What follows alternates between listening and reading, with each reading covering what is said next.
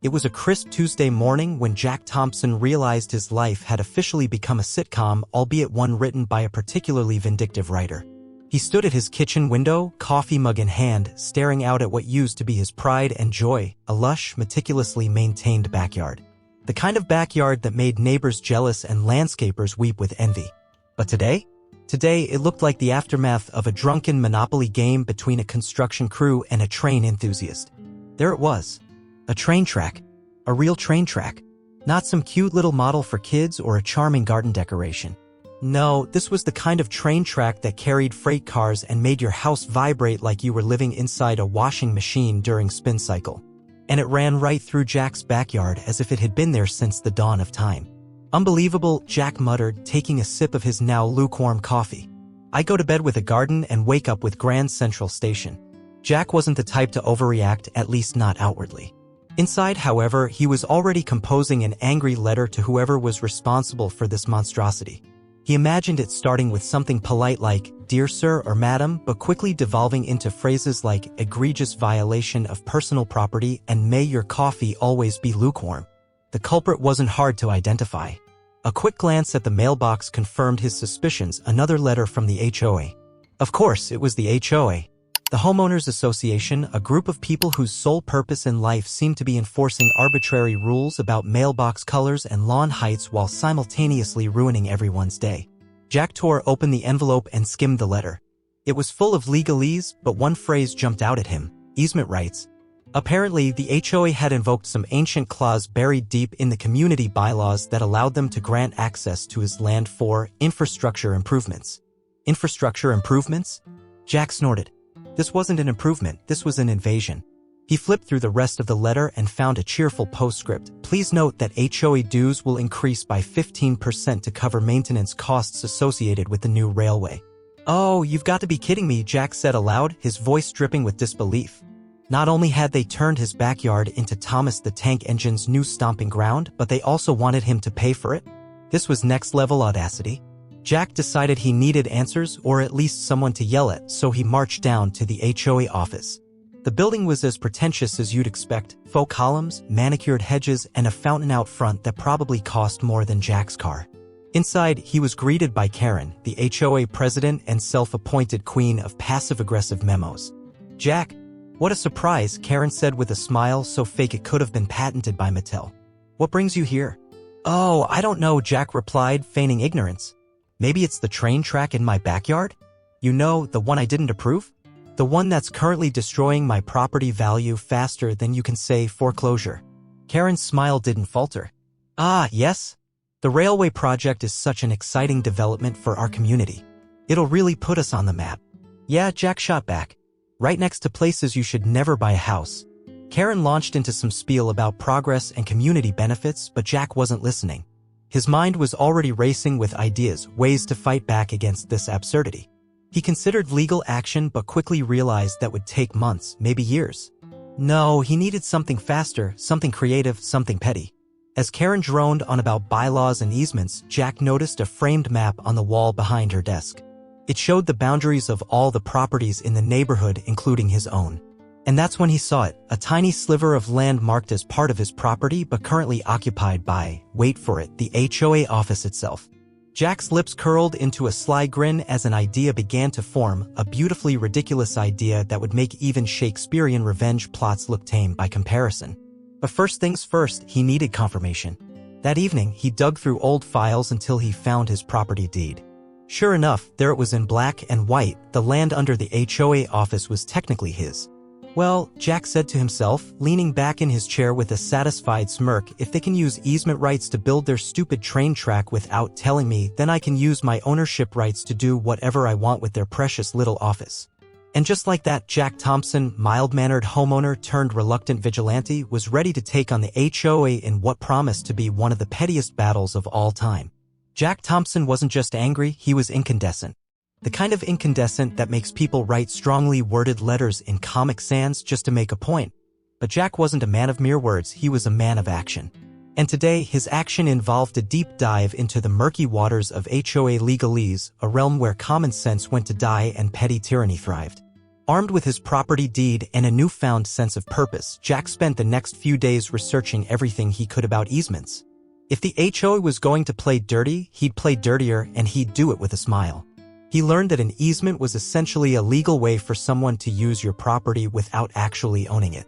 It sounded innocent enough until you realized it was the HOA's favorite tool for turning backyards into train depots and driveways into battlegrounds. Jack discovered that easements were often buried deep within the covenants, conditions, and restrictions (CC and RS) of HOA communities, the sacred scrolls that dictated everything from fence heights to acceptable shades of beige for exterior paint.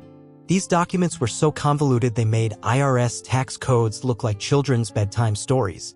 But Jack wasn't deterred. He read every word, fueled by spite and copious amounts of coffee. It didn't take long for Jack to uncover the HOA's game plan. They had invoked an easement clause that allowed them to build infrastructure improvements on private property without needing explicit homeowner approval. Infrastructure improvements? Jack scoffed. A train track wasn't an improvement, it was a catastrophe with rails. Jack decided it was time to confront the HOA again, but this time he'd bring reinforcements, his lawyer, Phil. Phil was everything Jack wasn't: calm, collected, and fluent in legal jargon. He also had an uncanny ability to make people feel stupid without ever raising his voice, which made him perfect for dealing with Karen, the HOA president. The meeting took place in the HOA's office, a building Jack now affectionately referred to as the enemy headquarters. Karen greeted them with her usual fake smile and an air of superiority that could curdle milk. "Jack," she began, her tone dripping with condescension, "I understand you're upset about the railway project, but I assure you it's all perfectly legal." "Legal doesn't mean ethical," Jack shot back before Phil gently nudged him to let the lawyer do the talking. Phil cleared his throat and began his spiel.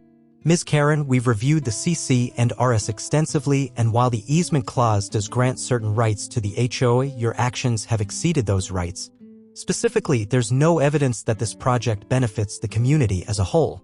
Karen's smile faltered for a moment before she regained her composure. "The railway is an investment in our future," she said firmly. "It will increase property values." Jack couldn't help but laugh, a loud, sarcastic laugh that echoed through the room. "Increase property values? Are you serious? My backyard looks like a scene from Mad Max. Who's going to buy a house next to a freight train?" Karen ignored him and turned her attention back to Phil. "If Mr. Thompson wishes to pursue legal action, he's welcome to do so. But I should warn you, HOAs have very strong protections under state law." Phil nodded calmly. "That may be true, but those protections aren't absolute. If we can prove that this project violates Mr. Thompson's rights as a homeowner or fails to meet community standards, we have grounds for litigation." Karen leaned back in her chair, clearly unimpressed. "Well then," she said with a smug grin, "I guess we'll see you in court." And so began what Jack would later describe as the most ridiculous legal battle of my life. The HOA hired their own team of lawyers, an army of suits who specialized in making homeowners miserable, and the case quickly turned into a war of attrition. The courtroom became a circus where arguments ranged from zoning laws to noise pollution to whether or not train tracks could be considered aesthetically pleasing. Spoiler, they couldn't. Karen testified with all the sincerity of a used car salesman, insisting that the railway was vital for community development. Jack countered with photos of his ruined backyard and recordings of trains rattling past at ungodly hours. He even brought in his neighbor, Susan, a retired schoolteacher who described the noise as worse than my ex-husband's snoring. Despite Jack's best efforts, the case dragged on for months with no resolution in sight. The HOA lawyers were relentless, filing motion after motion in an attempt to wear him down. But Jack refused to give up, partly because he was stubborn and partly because he genuinely enjoyed annoying Karen. Then came the turning point. During cross-examination, Phil managed to catch one of the HOA lawyers in a lie about community surveys. It turned out they hadn't actually consulted residents about the railway project, they'd simply fabricated data to make it look like everyone supported it. The judge wasn't amused. "This is highly irregular," she said sternly, glaring at Karen and her team of lawyers. "I'm going to need more time to review this evidence." It wasn't exactly a victory, but it was enough to give Jack hope and enough to make Karen sweat. Outside the courtroom, Phil clapped Jack on the shoulder and said, "You're doing great. Just hang in there." Jack nodded but couldn't shake the feeling that litigation alone wasn't enough. He wanted justice, not just for himself but for everyone who'd ever been screwed over by an HOA. And that's when he remembered his secret weapon, the deed.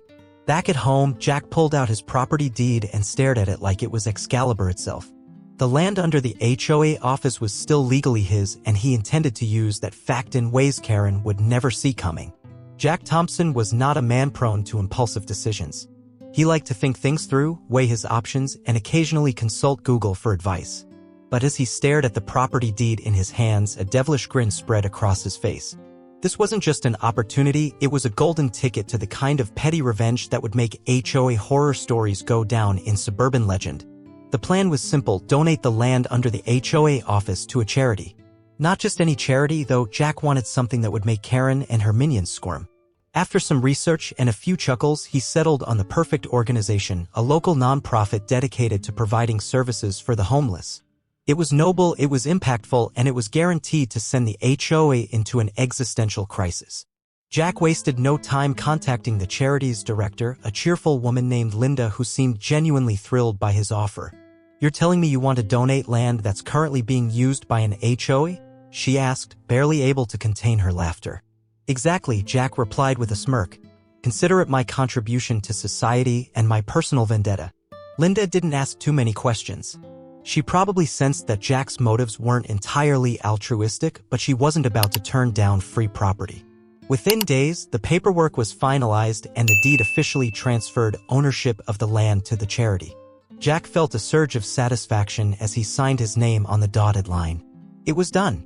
The HOA no longer had legal claim to their precious office space. The fallout began almost immediately. It started with Karen showing up at Jack's front door, flanked by two other HOA board members who looked like they'd rather be anywhere else. Karen's usual fake smile was nowhere to be seen. Instead, her face was twisted into a scowl that could curdle milk. "Jack," she began, her voice trembling with barely contained rage, "we need to talk."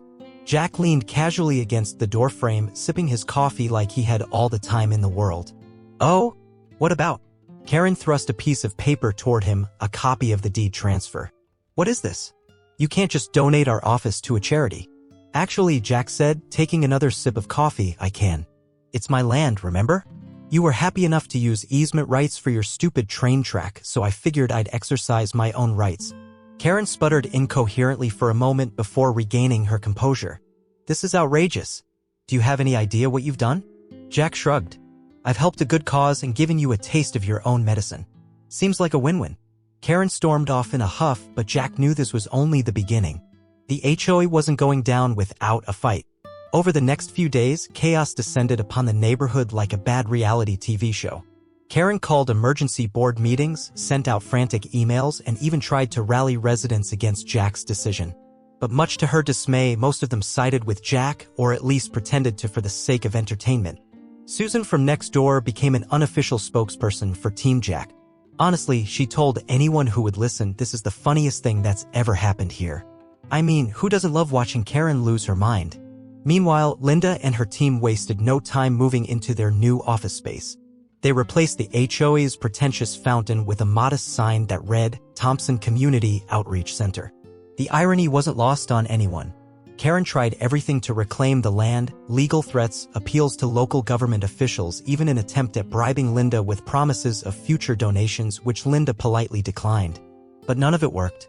The deed was ironclad, and Jack had made sure there were no loopholes for Karen to exploit. As word spread about the debacle, Jack found himself becoming something of a local celebrity. Neighbors who had previously avoided him now stopped by to congratulate him on his victory or share their own HOA horror stories. One man even brought him homemade cookies as a token of appreciation.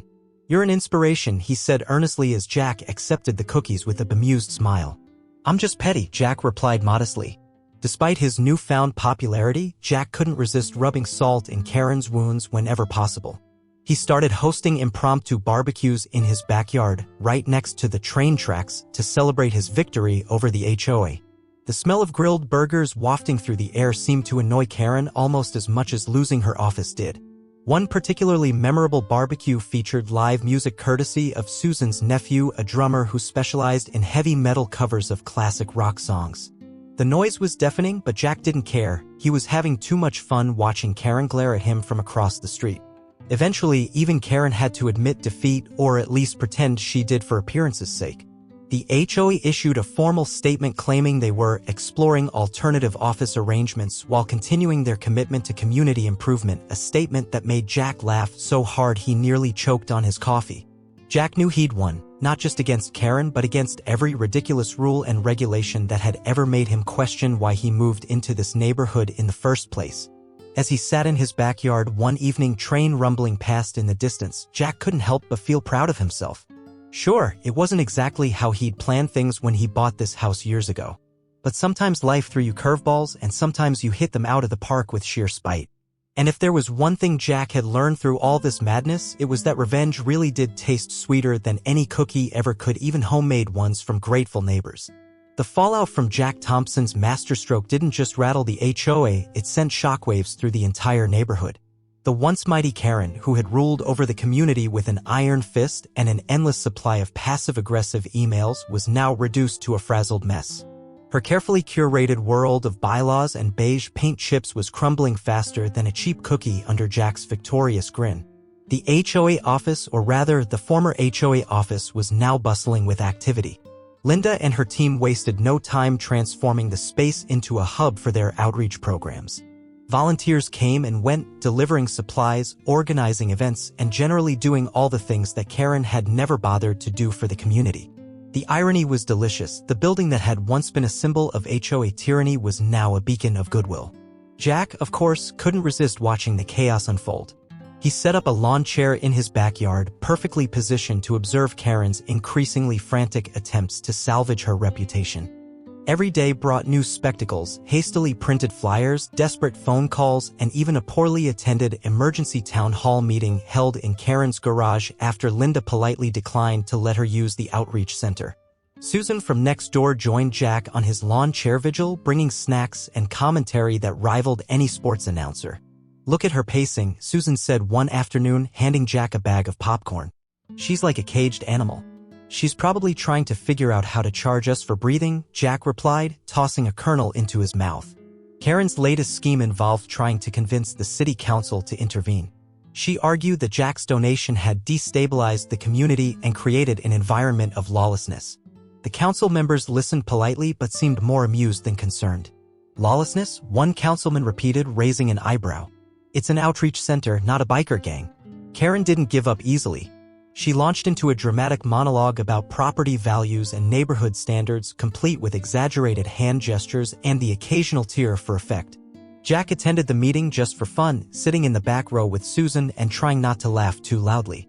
When Karen finished her speech, Linda stood up to respond.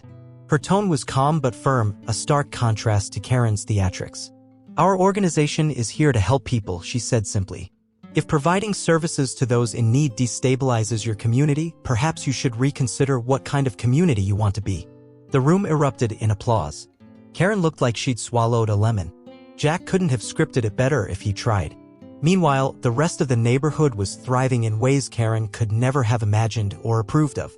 Freed from the HOA's oppressive rules, residents began expressing themselves in ways that bordered on rebellion. Lawns grew wild and colorful, fences were painted every shade of the rainbow. One particularly bold homeowner even installed a giant inflatable flamingo in their front yard. Jack watched it all with delight. It was as if his act of defiance had unleashed some collective spirit of creativity, or maybe just spite. Either way, he loved it. Karen hated it. She spent her days patrolling the neighborhood like some kind of suburban dictator without a throne, taking notes on every perceived violation and muttering threats under her breath. But without an office or any real authority, her complaints fell on deaf ears. One afternoon, she marched up to Jack's house with a clipboard in hand and fire in her eyes. Jack greeted her with his usual smirk. "Karen," he said cheerfully, "to what do I owe this pleasure?" "This has gone too far," she snapped, waving her clipboard like it was a weapon. "Do you see what you've done? The neighborhood is falling apart." Jack glanced around at the vibrant lawns and smiling neighbors before turning back to Karen. "Looks fine to me." Karen sputtered for a moment before regaining her composure. "You think this is funny? You think ruining my office and destroying community standards is some kind of joke?" Jack leaned against his doorframe, crossing his arms casually. "Karen," he said with mock seriousness, "if I thought this was just a joke, I'd have hired clowns." Karen stormed off without another word. Despite her best efforts to rally support against Jack and Linda's outreach center, Karen found herself increasingly isolated. Even her fellow HOA board members began distancing themselves from her antics, quietly resigning one by one until she was left as the sole remnant of what had once been an oppressive regime. Jack couldn't help but feel a little sorry for her, not enough to stop enjoying himself, but enough to refrain from rubbing salt in the wound most days. One evening, as Jack sat on his porch sipping coffee and watching the sunset and occasionally laughing at Karen pacing across the street, Linda stopped by with news. "We're expanding," she announced with a smile. "Expanding?" Jack repeated, raising an eyebrow. Linda nodded enthusiastically. "Thanks to your donation and all the publicity, it looks like we'll be able to open another center downtown." Jack grinned. "So my petty revenge turned into actual good? Who knew?" Linda laughed. "You should come by tomorrow, we're hosting an open house at the center." Jack agreed, not because he cared about open houses but because he knew Karen would be there fuming silently in the corner. Sure enough, when Jack arrived at the outreach center the next day, Karen was lurking near the refreshment table like some kind of disgruntled ghost haunting her former domain. She glared at Jack as he walked in but said nothing, perhaps because she knew she'd already lost or perhaps because she didn't want witnesses if she snapped. Jack spent most of the event chatting with neighbors who were eager to share their newfound freedom from HOA tyranny. Susan even brought him cookies shaped like train tracks, a cheeky nod to how this whole saga began. As Jack mingled with residents and volunteers alike, he couldn't help but feel proud not just of what he'd accomplished but of what it represented. Standing up against petty bureaucracy and proving that sometimes revenge could be both satisfying and meaningful. Karen might never forgive him, but then again, that was kind of the point. Jack Thompson sat in his backyard, sipping coffee and watching the train rumble by.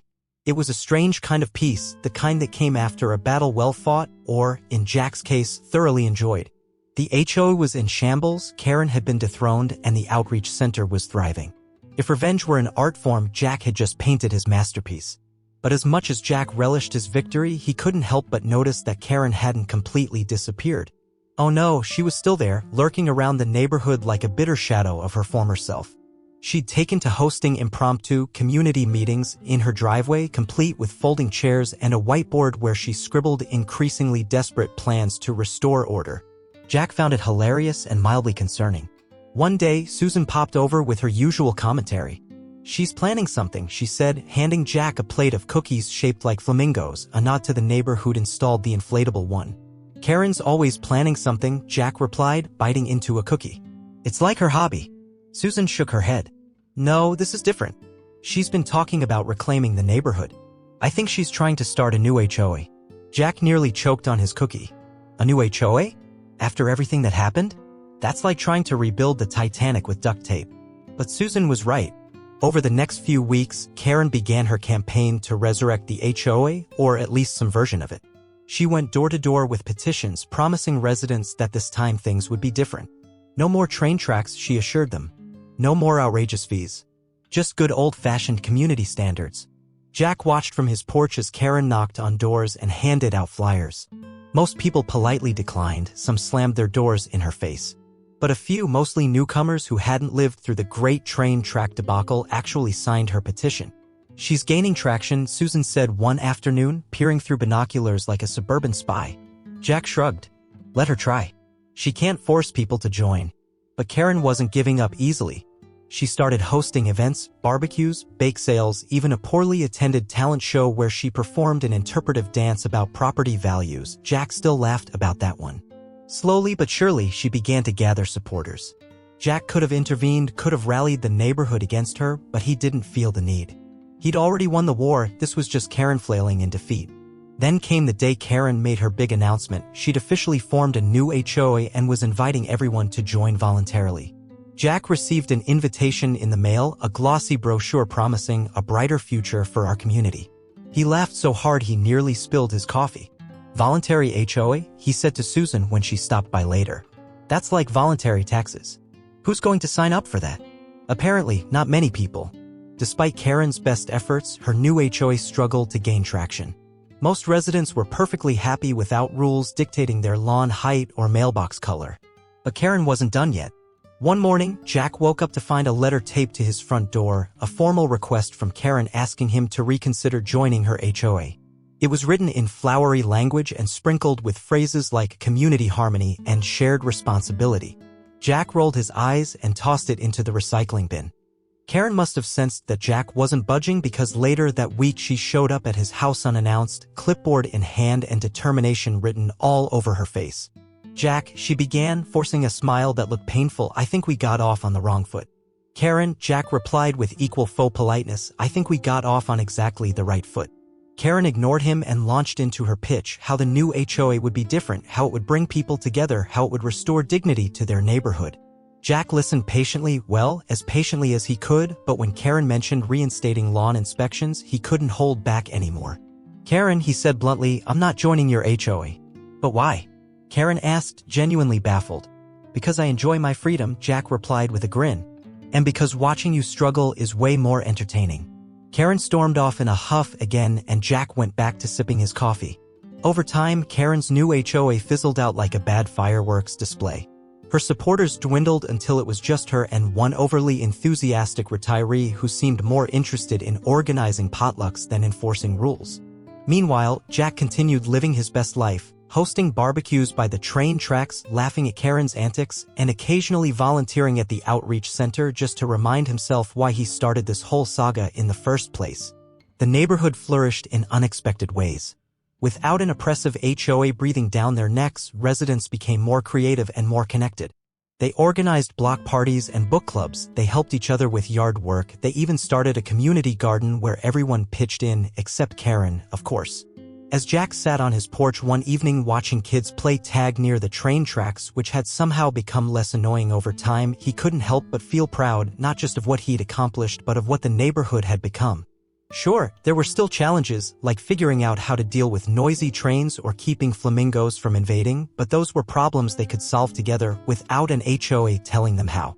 And so Jack Thompson lived happily ever after, or at least as happily as anyone can live next to a train track, with coffee in hand and a smirk on his face. If you enjoyed this story of petty revenge and suburban chaos, don't forget to like, share, comment, and subscribe. Let me know your thoughts below, especially if you've ever had your own run-in with an HOA or pulled off an epic revenge plot. Thanks for tuning in.